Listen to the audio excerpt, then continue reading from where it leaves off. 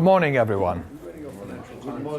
When I saw the agenda and realized we had a period of grace, and knowing that the majority of the men here, of the people here, were of the male gender, and the suggestion was that shopping, most, I only said most, yeah, and that shopping had been indicated, I did not feel there would be a heavy uptake on that option. And so I wondered if we could all sit together perhaps and talk a little bit about investment principles and what we do. I have a small presentation here, and it relates to what we tend to do in the United Kingdom, and much of it is based on what I do and would therefore be available for your criticisms, positive and negative. The first thing I would say is that investment is what I do, not gambling. And it is necessary to take a long-term view. Short-term views almost invariably cost you money. What happens is you buy a share costing £1. By the time you've paid for it, it's £1.02. The following day, it drops a penny. You get fright and sell it. You get 97 pence for it. And suddenly you've lost 10% and it hasn't moved. That would be very short term. So, long term. Caution is necessary. Remember, it is your money. It is a very important part of your life. Into the future, we will be looking, I am sure, to a time when people become older but are not allowed to work because there aren't jobs for them at that time in their life. You have to make it during your working life. Among my principles, I never buy a share that doesn't pay a dividend. If they can't afford to pay me anything, I can't afford to give them my money. Only a point of view, but it is mine. I will show you later the importance of having a watching brief, in that you can't just put the money away and leave it there forever. So keep watching.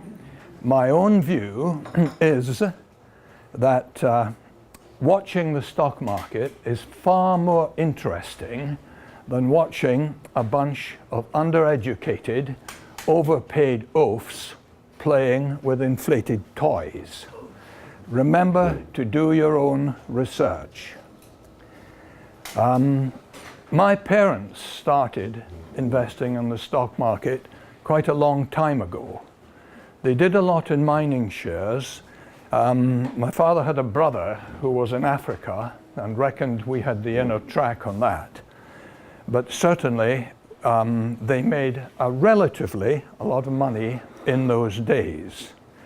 Later, and there is a point here, more than 60% of the British people who make a lot of money make it on a single share.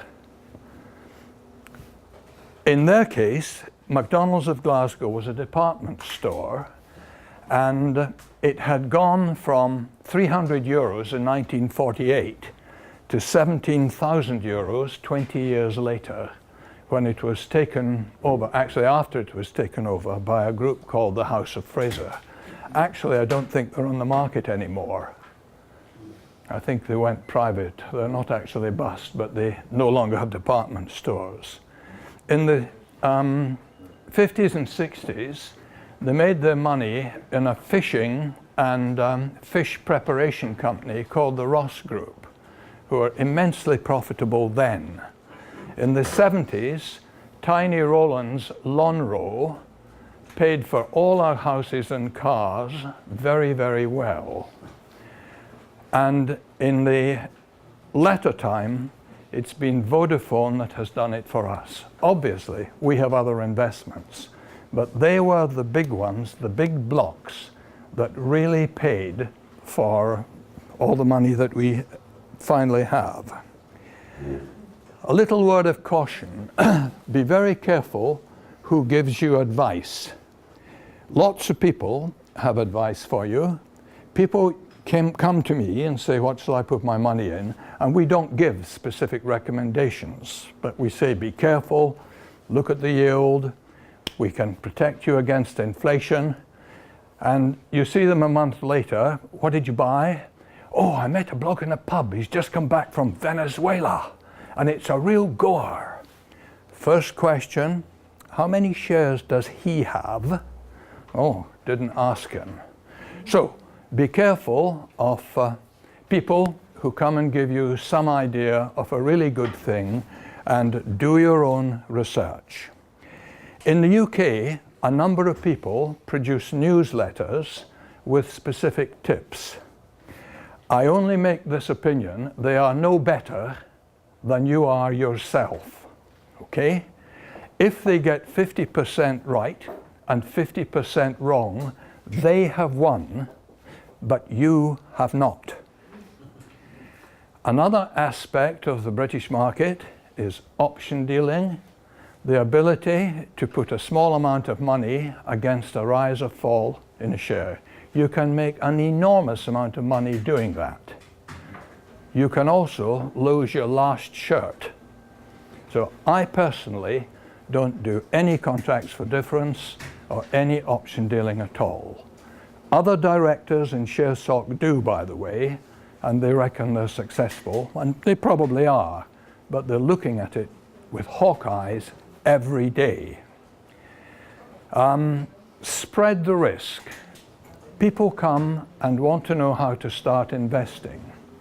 In UK terms nowadays, I would say don't start till you've got at least £2,000, and then we'll split that immediately into two to give you the start of a spread, because a spread is desperately important.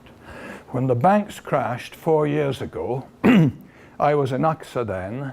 I used to get telephone calls from people who said, what am I going to do? It was my only investment, yeah? And finally, they said, I'm 90% disabled. And what can I say? You shouldn't have had it all in one. Well, you can't say that sort of thing. But split your risk, always. Always have a great deal of suspicion about the government. We had a chap ran as Chancellor for a while, the Cyclops of Inverkeithing, Gordon Brown was his name, and he suddenly took 10% off every dividend. He practically ruined our pension industry. He went on to become Prime Minister, and he made a proper good job of ruining the whole country. That is largely beyond the scope of this discussion. Sorry, gone too far. I think I got, yeah. Our own portfolios within my family and friends are averaging about 5.2% now. In fact, it's risen a little bit. The FTSE went up 3.9% when I last did this. A very good investor, his name is Jim Slater.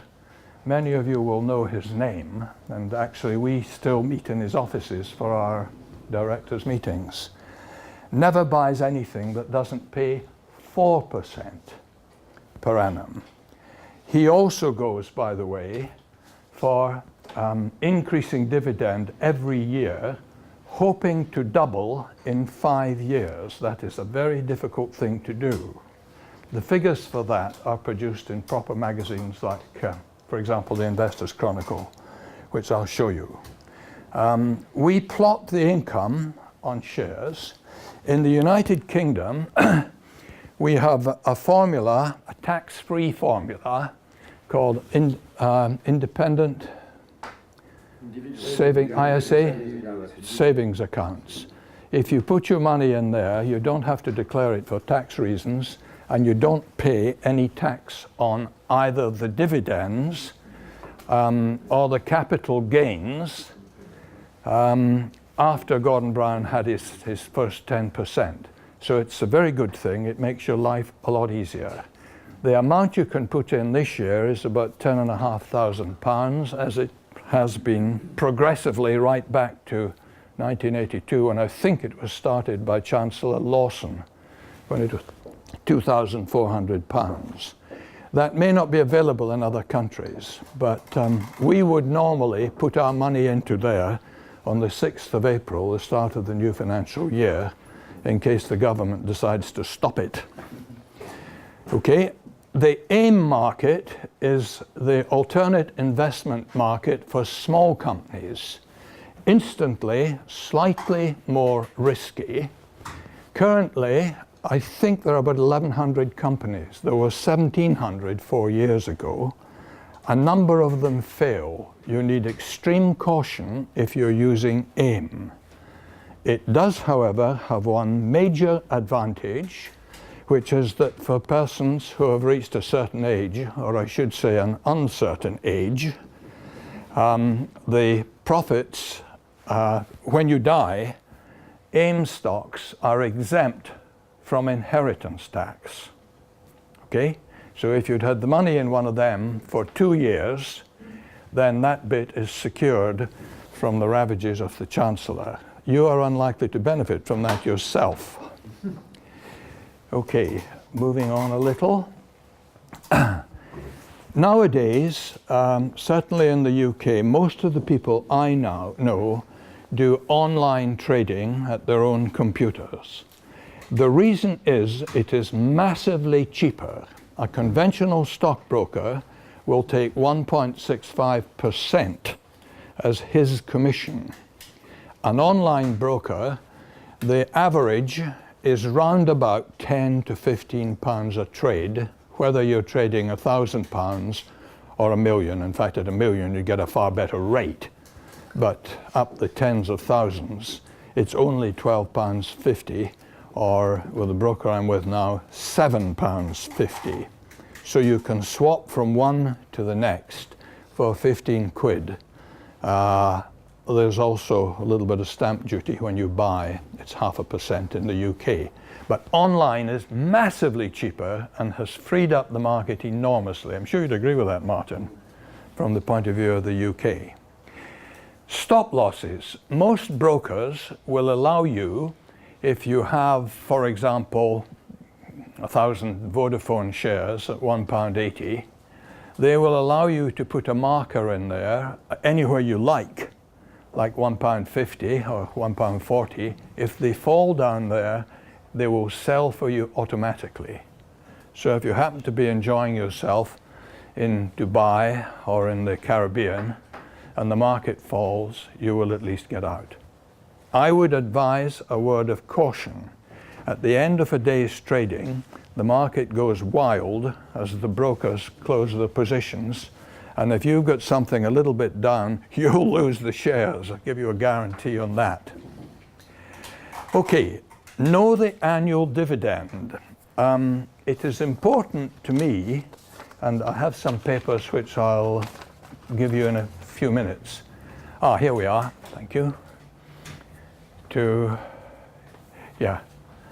Actually, yeah, that's fine.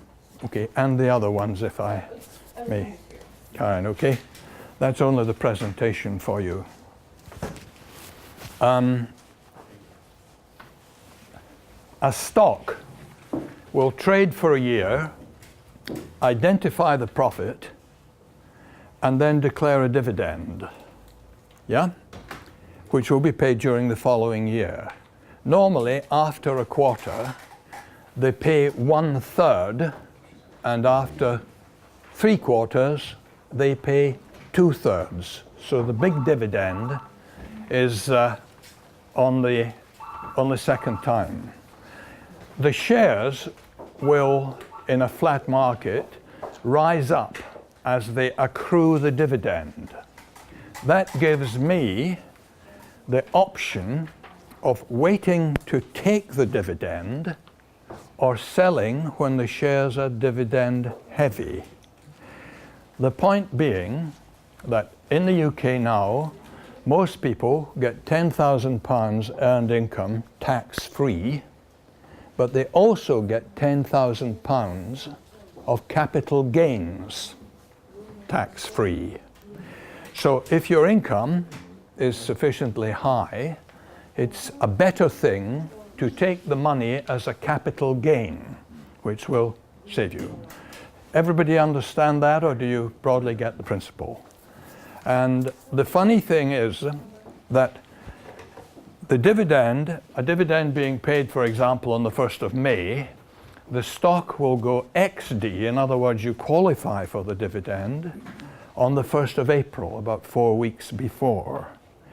The dividend price will then drop by the amount of the dividend, all depending on market shares. Martin? The share price, not the dividend. Sorry, the share price will drop when it goes XD. The funny thing I find is that when people have received the dividend, the stock price drops again. I don't know why, but that is normally a buying opportunity. Okay, the other points on here, if you have identified a share that is worth buying and you buy it at a price, say £1 or €1, and it drops down to 80, if it's still worth buying, buy some more. You then have a lower average price and the possibility of making even more money. Other points that I make that I'll be saying more about: attend annual general meetings if you can. You can't beat looking at the directors in the eyes to see if he can meet yours or not, and you learn a lot at AGMs. The importance of watching your portfolios. These are shares that I personally have owned at the appropriate dates. Yeah? The purple or mauve ones over here no longer exist in that form. So you have to keep watching. Back in 1976, ICI, ICL, a major computer company, Kloof Gold Mine, De Beers, Johannesburg Consolidated Mines, all of that lot have moved on. You cannot just leave for 40 years.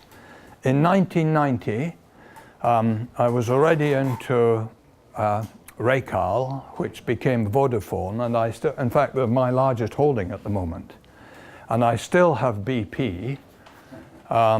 They would have done better, but America got a president about whom my comments are beyond the scope of this recording thing. Rolls-Royce, to sell them was a mistake, because I still think they are a major growth share in the United Kingdom. They are winning the engine battle, and the market remains colossal. They are, however, quite high. I'm not going to go through them all. I sold Shell not that long ago. I bought RTZ as recently as last September at £27, and I sold them in January at 35, shortly before they had a little glitch in their profits. They're back down to 30. My buying point is 28.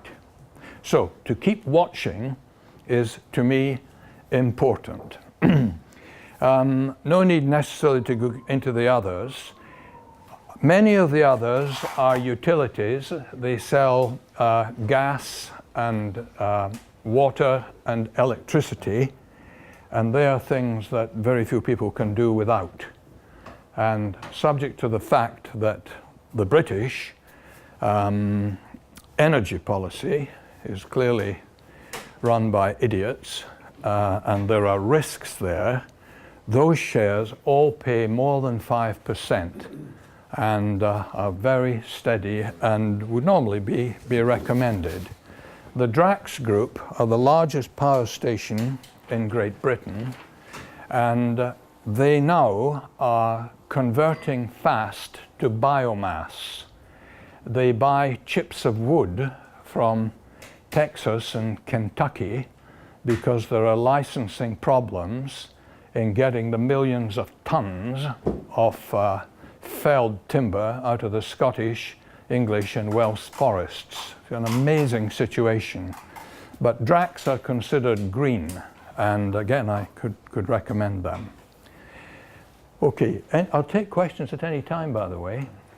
The utilities are subject to regulations. Yes. And regulators are reasonably independent. Yes. And sometimes rather maverick. Absolutely true. Absolutely true. Yeah. But you can read all that in the papers. Only once they've become Maverick. We may be a bit late. This is true. This is true. So, moving on just a little, increasing earnings would be a factor in buying any sensible share. My own real experience is that recovery stocks don't very often. Okay? You need to be aware if you're buying a recovery stock that you're taking a gamble. An optimistic chairman, again, you have to see him saying it. And you also need, of course, to have read his annual report and perhaps analyze it or had it analyzed by someone in your shareholders group to find out the quality of the lies that he's telling. For example, at the Aviva meeting last year, the chairman stood up and said they'd had a very good year and were looking forward to a better year this year, which is now finished, of course.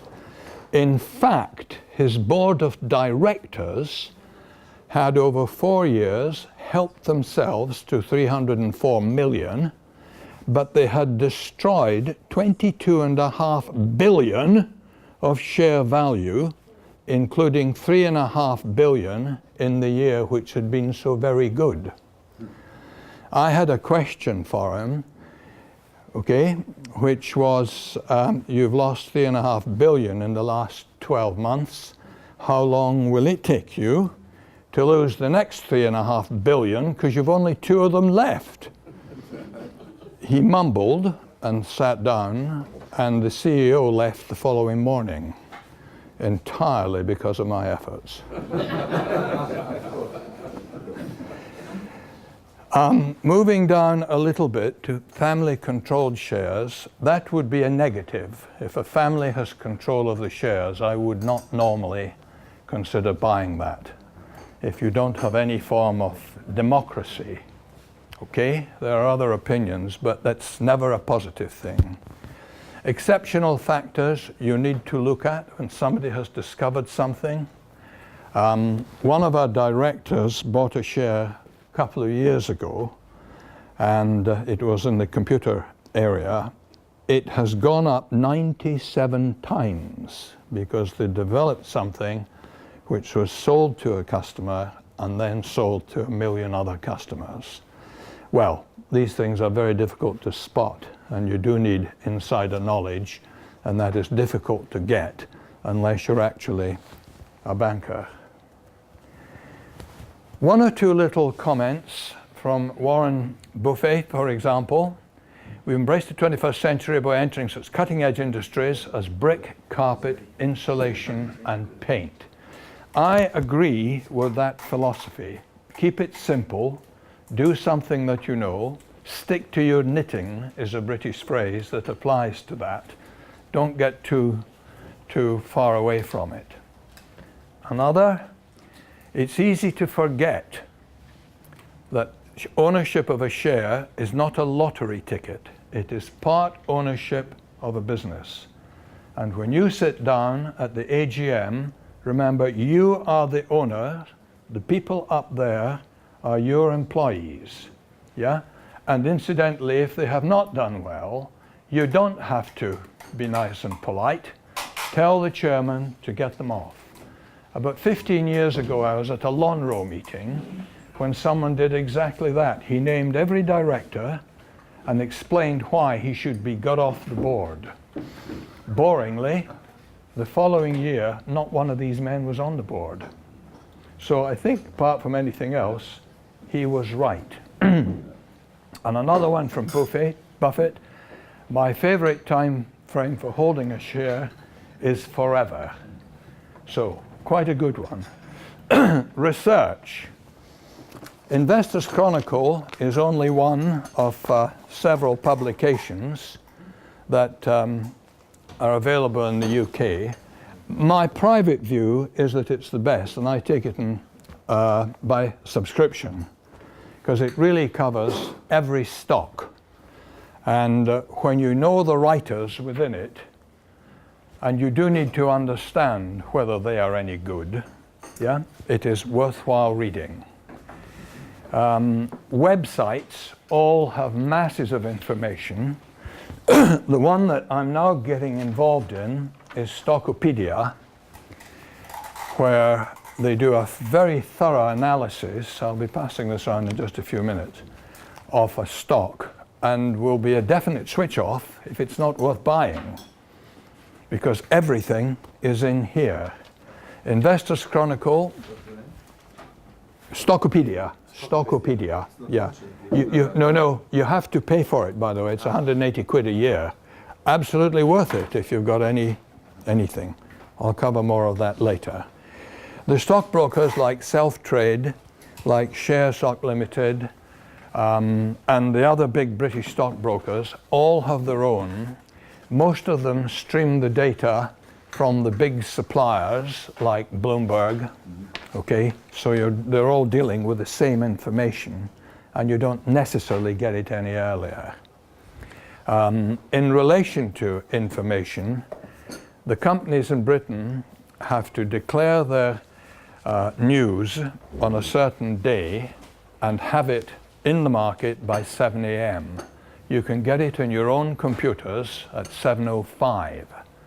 My own experience of that is that gives you time to react by the time the stockbrokers get in at 9 and the ordinary blokes get out of the bed, walk up for the paper, feed the dog and read it. By that time you can have traded on the news.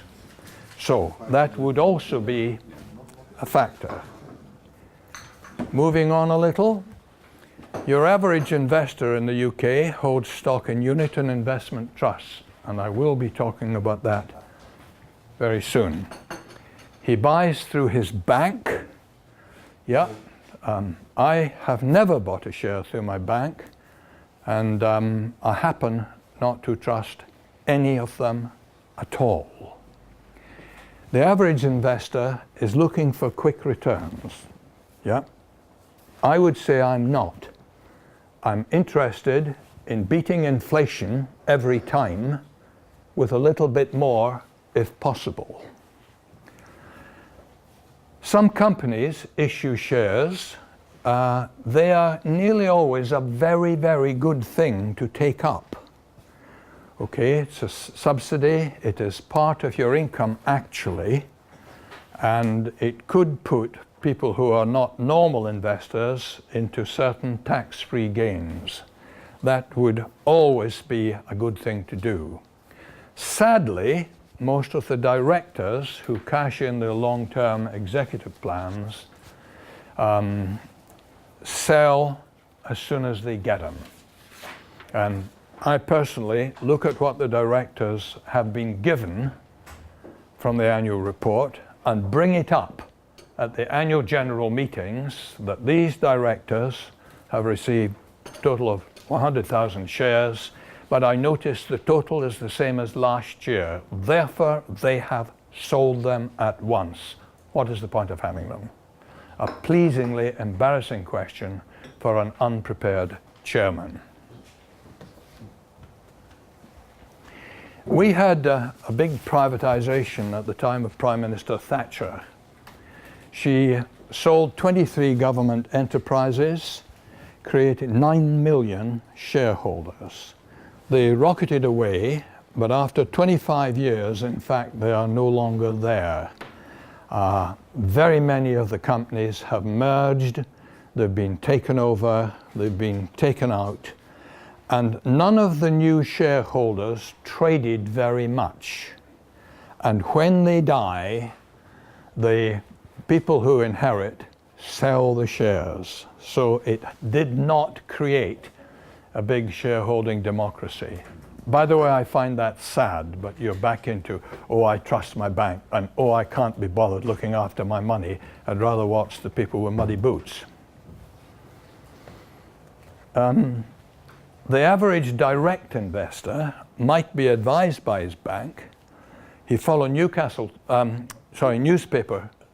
tipsters, and one or two of them in the large papers are not bad. They can't afford to be.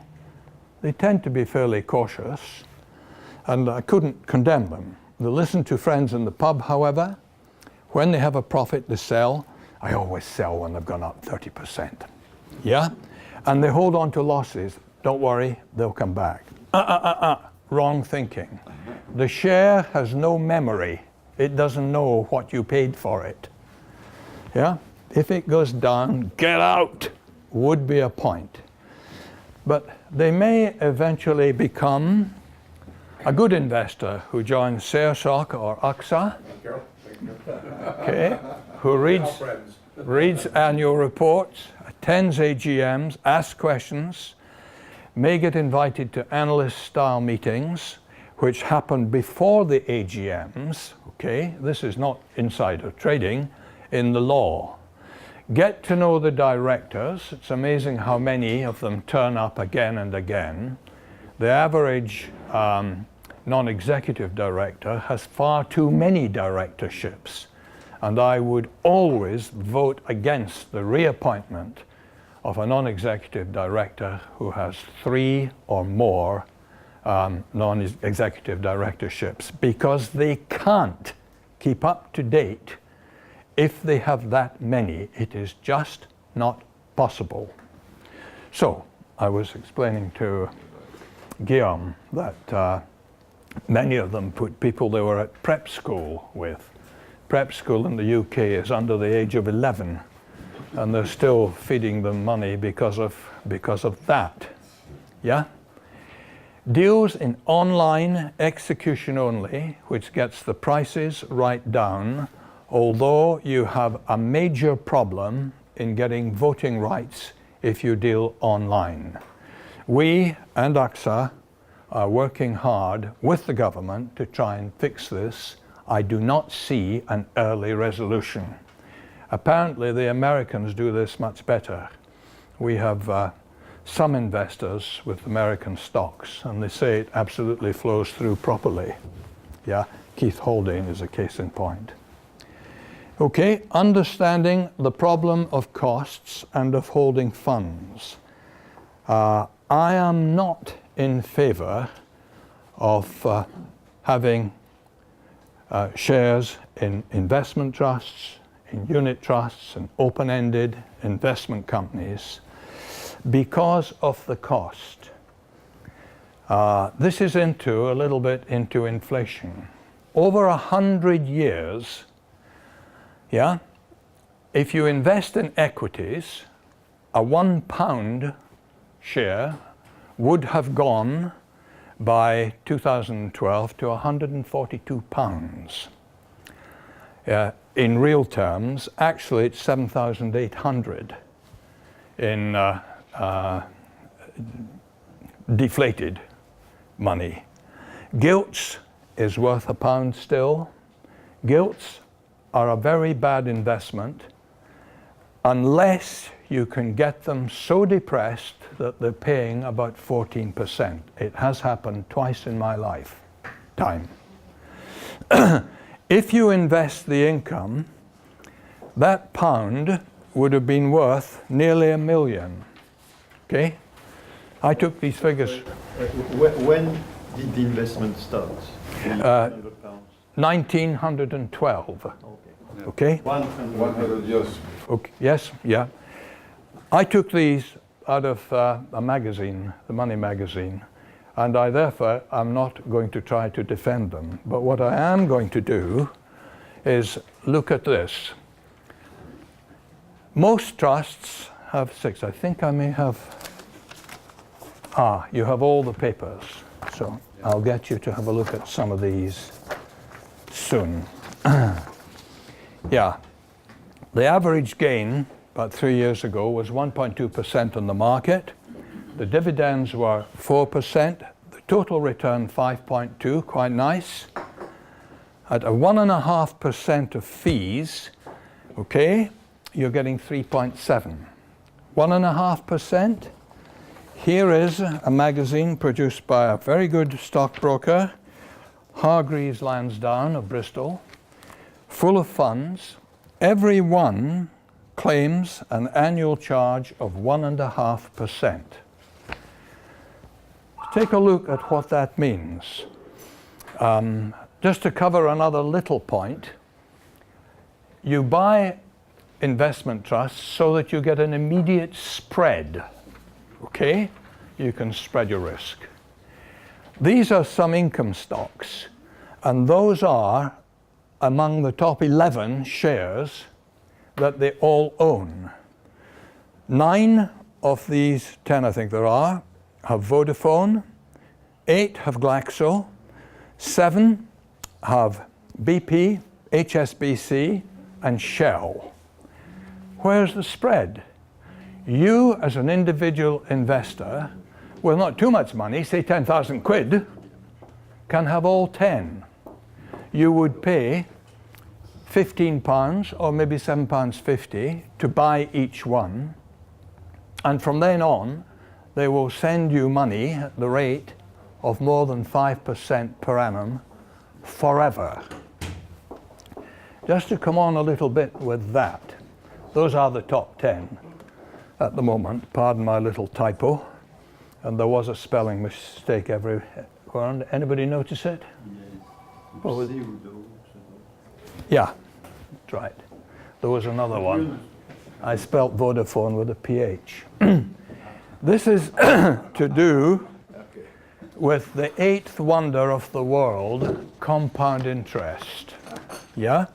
And I would invite you to take this sheet with which you have just been issued.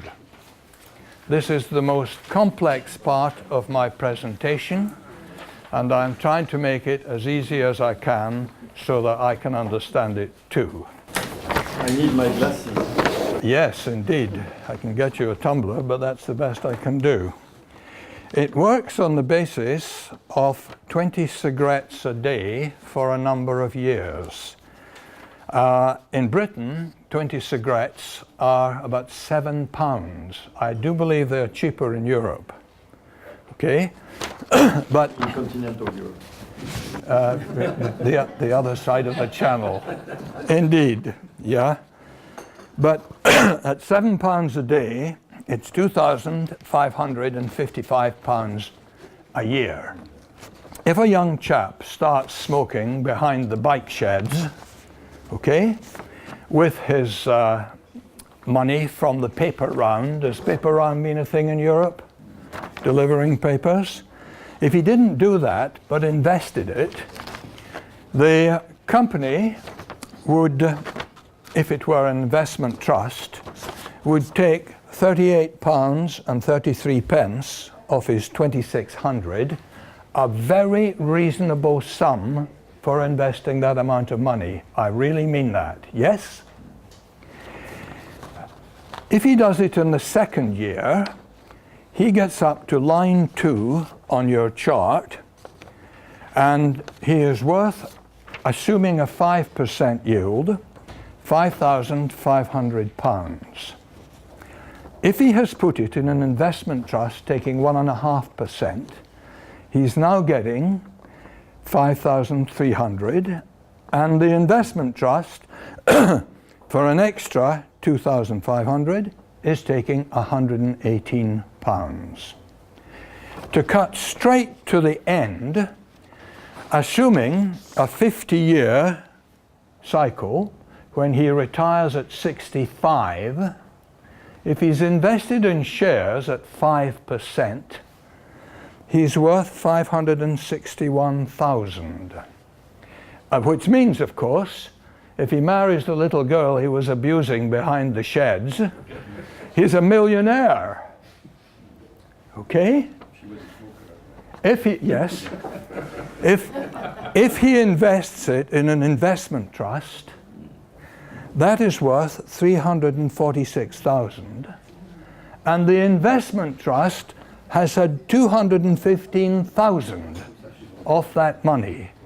Can you explain to me where my arithmetic is wrong? No? Just to show that graphically, blue is what is earned, purple is what the investment trusters get, and yellow is their fee. The chart in your hand is quite useful, because if someone says, what will it be worth if I start now in 10 years' time?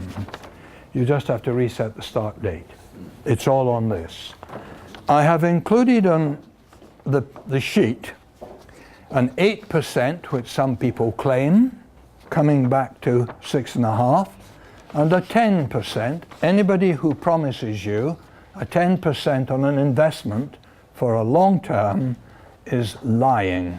It cannot be done for a long time. Madoff did. But not for a long time. He didn't do it for, yes he did. How long? Well, a couple of years. And an earlier chap called Ponzi So, yeah. said, yeah, but they were, as discussed, liars, yes? They were. So there are a few figures for you. By the way, that is not higher mathematics. That is very simple arithmetic, okay? I saw fit, using a stockbroker's calculator, to compare some of these figures with the interest worked out on a daily basis, and I was within less than 1% of his figures. So simple arithmetic is all you need to do this. So, any questions on those figures at this stage? They are very clear. Thank you. Moving on a little bit more. You should have mentioned it's compounding. Of course it's compound, and it's also reinvesting the income, and it is also not allowing for inflation. Yeah. So this is an illustration, that's all. Yeah? For taxation. The £1 million at the end will only buy a couple of pounds of mince and some rice. It's also tax-free. Yes, it's also tax-free, which it would be in the UK till you get up to about here anyway. But the conclusion is, if I understood correctly, is you should keep smoking. I'm surprised you can't look out the window when you're facing that way. You missed that little bit. Yeah? But as a matter of interest, you could do all of this within the ISA system and pay zero tax on it, Yeah. So, actually. So that is not quite wrong. Our activities, and AXAs are not that different, informed meetings. This is a sample of what we issue every month at our annual meetings, at our monthly meetings with certain companies. I'll pass it around you just to show, if you like, the quality of the stuff that we are able to do, giving an analysis in this case of 3 companies, compared in the first 2 or 3 pages on this with a Stockopedia. Yeah, keep turning. That's for your own notes. Yes, and I will lend you a pen. thank you very much. Okay. We are deeply involved in getting the voting rights back to the nominee shareholders, who are always the more dynamic shareholders. They don't just sit there, they go to meetings. It is so sad that they now have to spend so much time digging out the dates. I think one of the reasons is that company directors do not like private shareholders' questions, which are not normally of a pleasant nature. Venture capital buyouts. There was a tax-free situation with venture capital trusts recently. Matter of interest, most of them did not succeed. And the directors now are trying to do a parcel buyout of theirs so they can keep all the money. Share buybacks, we normally, in fact, we always vote against. If they have earned that money, they should give it back to shareholders, not buy shares. And most of the big companies, including certainly BP, Aviva, AstraZeneca, and Vodafone, have spent billions of their own money buying back shares, which incidentally have promptly fallen. So we are very strongly against that. And education, where to start? As we've already covered, buy direct. Yeah. Split the risk, know your companies, and you will beat the fund managers. Fund managers also have other restrictions. If one of the shares that they don't hold joins the FTSE 100, they have to buy that share. Yeah? The trackers all do. Equally, if they fall, they have to sell that share. No question of keeping it for that. You don't have to do that as a private investor. So, my final comment is good luck and good investing. I now invite questions from the floor. Thank you very much.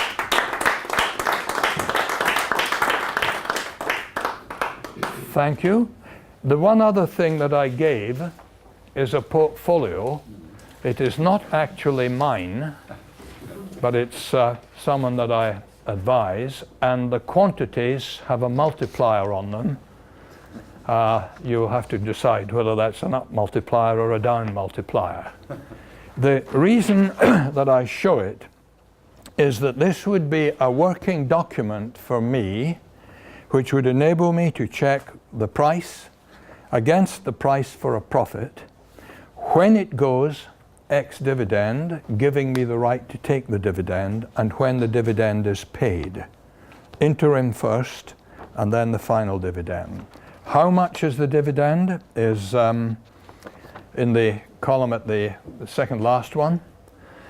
And that might be the amount that I would like the share to fall if I'm going to buy some more. So it's a working document. What does PFP means? The second Price for profit. In other words, what I paid for it, or what this person paid for it. Price is the current price. Price is the current price. Price for profit is the Yeah, purchase price. purchase price. okay. The number of shares, Number of shares. price times number equals value, okay. Showing the profit, And okay. what's the level of the dividend?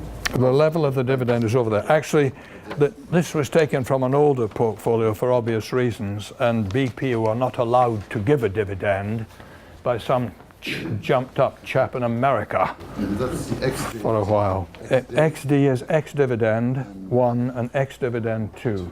Div is when the dividend was paid. And the figure at the end is the yield on the starting price. In other words, the yield on the price for profit. Yeah. But you have, Okay.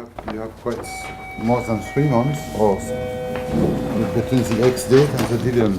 Well, there's a reason for that, because I didn't have room, but BP pay 4 dividends a year, not 2. Okay.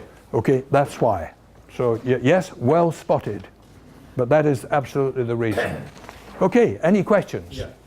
Did you ever buy non-British stocks? The answer is The reason for it? we bought African mining shares, but they were listed in London. And I have, within the last 3 years, owned Shell, which of course is largely a Netherlands stock nowadays. Where are the Netherlands? Oh, they know it all already. Yeah? Yes, but no. The culture of buying stocks in Britain is not much in favor of going abroad. I was talking to Jella yesterday. Investors Chronicle recommends at the moment only 2 German stocks, Volkswagen and Heidelberg Cement. As a general rule, we don't do it because we can't read the annual general reports. Getting to the AGMs is difficult, okay? Nothing personal, but it's just more difficult. That's why we have Eurobooks. Exactly. That's the reason. I agree. I agree. Interestingly, in 1939, according to my father's share book, all his shares were overseas, significantly in South America, Yeah? Yeah, sure. as Mrs. Kirshner reminds us. Indeed. Yes, yes. How about American stocks? American stocks. Because it's only don't have a language problem. No, yeah. America has a different set of problems. Another continent. Yes? You mentioned fund management and mutual funds, quoting that they usually charge 1.5% of the value as a management fee. But you didn't mention the impact of UCITS and the fact that when funds grow, they become index funds, regardless of what they brand themselves. Yes? Yeah. No, Is that something we should perhaps go out and tell our members? Because Well- as you indicated in the bottom, a fund can be a good way of spreading risk and lower cost. Yeah. But if you pay 1.5% for just running an index fund, it's a rip-off. yeah. Yeah. No. I was going to mention this because, in fact, Stan did it a bit when he showed this slide on pseudo spread, showing that most big active funds they were investing in the same share. But I agree with most of the principles you are putting. But even Warren Buffett, he recommended, because you are quoting Warren Buffett a few times, he said for an average investor, going for a basic index fund is not such a bad idea. The big difference with usual funds you showed is that the fee is very small, and even professional asset managers, if they want to spread the risk, as you mentioned, is a good thing. For example, if they want to invest in emerging stock, they don't know, even themselves, they don't have the time to investigate, and they would buy, for example, an index fund in emerging stock. So I think my caveat to your principles would be, if you want really to spread risk and to seize opportunities, especially abroad or in areas you absolutely don't know, to have stocks, direct stocks on the one hand, but also some index funds in the asset classes or regions you don't know might not be a bad idea for the average investor, because when I see all your presentation, I am a bit afraid that being the right type of investor is a full-time job. And the problem is... Yes, getting on for it. Yeah. I can't dispute that. Okay? But not everybody can spend his whole time investing. No. The point is, how much time do you have to spend to be a proper investor? Manage an hour a day? From what I you would show say. us, it's quite young. Yeah, but I also How much time do you devote to your investments? a couple of hours every morning. Every morning. Yeah, that's more or less what I do. You're misspelling about replicating index. No, yeah. Go online and replicate index. Yeah. Yeah, And no analysis, Yeah. nothing. Replicate. a number. As you said, when you are replicating index, you may be obliged to buy a share that is just coming into the index, and then to sell the other share because it's going out. Yeah, And you don't want to do it because maybe it's the one that is entering into the index not a good one, and the one that is leaving the index could be still a good buy. So yeah. you're passive. You are very passive. Or you can investor. replicate a fund. Yeah. You can follow fund I- manager sections. And Well, that's exactly what you would be doing. But when you say replicate, that has a very interesting link to where you started in the comments, and that is foreign shares. Because when you compare different markets or exchanges, the explanation, or most of the explanation for the different performance, is actually the weighting of the sectors. And should you just buy British shares weighted according to CAC 40, you will have a British portfolio that performed very, very close to CAC 40, because all these big companies are international. They sell in the same market, they produce in the same market. So you can have a domestic global portfolio, Yes. if you choose to do that. Very cheap. No. By the way, I agree with that. Just to come back to you, Willie, American shares I know have done very well. Okay, but starting knowledge has not been good for me. I have two questions. First of all, you say that you advise people. Are you allowed to do so? I do not. The answer is no. I'm not allowed to advise them on what shares to buy, and as a rule, I don't. Okay? Yeah. No, you're absolutely dead right. Nowadays, it's controlled. The other point is, of course, that my advice is always free. Yeah, not even a bottle of whiskey is acceptable. Although it might be a reason for that. Another comment I'd make in relation to funds. Many years ago, I attended a course on investments run by a mathematics professor. And the bottom line was take your money, put 40% in a tracker, put 40% in a general investment trust like Foreign and Colonial, and put 20% in stocks and shares and watch it disappear, was what he said. Yeah? So that is also... I know a better one. Put 1/3 in weapons, 1/3 in alcohol, and 1/3 in cigarettes. The other comment I'd make in relation to these figures here is that the best performers have been tobacco. But I can't stand the smell, and I never buy them at all. Yeah, you're right. My second question is, you were talking about your successes. What about the losses? In my own case, most of the failures have been in small companies, with the exception of the British banks. Okay? BP.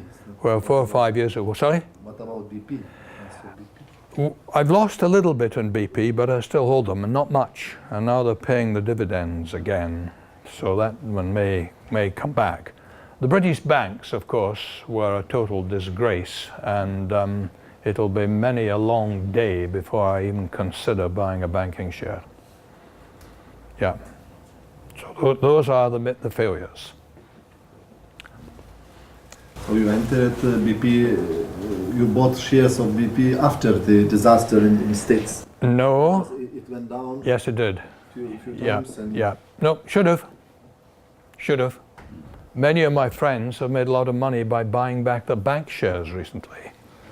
But I'd rather seek newer, possibly greener pastures. Okay? But it's not about me, it's about investing principles. Any other questions? How do you handle your own people who come to you and say in your national organization, tell us about stocks and shares? How do you convert people from the naive group to the experienced group? Because as you say, we all recognize that amateurs tend to go for the Sputnik that shall go sky high, Yeah. and concentrate on one share. And we would like to see more of the Belgian dentist or portfolio managing concept. How do you sell that? Well, get them to join the shareholders group, get them to read the letters if they're computer literate, get them to read the letters that are printed, okay, and keep them coming to meetings. That's it. Always answer their questions. But to follow up on Yves' question, first I thank you very much. I think very interesting to see, as you titled it, the shareholder culture in the UK, especially as we view in the rest of Europe, over the channel, we view the UK as the country of birth of capitalism and share and stock markets, etc. And I was struck when you said you gave the outcome of the Thatcher privatization program. In France, the smaller privatization program, I think, would give unfortunately similar results. Yeah. But what is your estimate of the nowadays? And you said number of shareholders was declining. Yes. What would be your estimate of the percentage of people who are direct shareholders in the UK? I'm not sure I have a figure for that. Have you, Martin? Because we have 6% possibly? I was going to say 5, but 5 or 6, yeah. The figure 6 comes to mind. It's very low. Because Oh, yeah. We have at the Financial Services User Group of the Commission, we just commissioned a study on the evolution of EU companies' ownership over the last 40 years. And our assumption is that we started in the 50s at maybe 40 or 50% of the big listed companies in Europe, including the UK, were owned by Yes. individuals. And probably nowadays, we'll see, but maybe 10 to 15, or it could be even lower if you say in the UK it's 6. I think probably it's roughly the same in many countries. So it's quite a concern, not only for us as a shareholder group, but also for the democracy, because it means that more and more the economy is owned by intermediaries, financial intermediaries, instead of real investors. Yes, yes, absolutely right.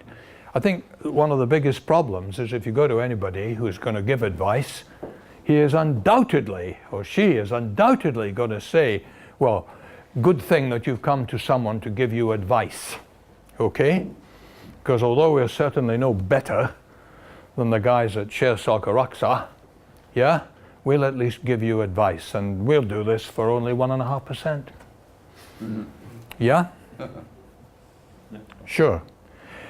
Then you should perhaps respond as I did in the comment in our house journal. Somebody asked there, shall I pay 100 quid a year for advice on investing? And I said, no. I wrote, no, you shouldn't. I suggest you use half of that money as the annual contribution to Aktiespararna instead and read our magazine. Yeah. Use the remaining 50% to go out and have a good dinner, because that will give you a much better return per year. First class advice, yeah. One of the points about the 1.5% is that I think it's in year 48 that the fees exactly eat the whole of the 2682 that they paid for the first one. They've then had all of it. Yeah? These figures are actually terrifying. Right, how are we doing? No more questions? Ladies, gentlemen? Okay. I declare this meeting adjourned. Thank you.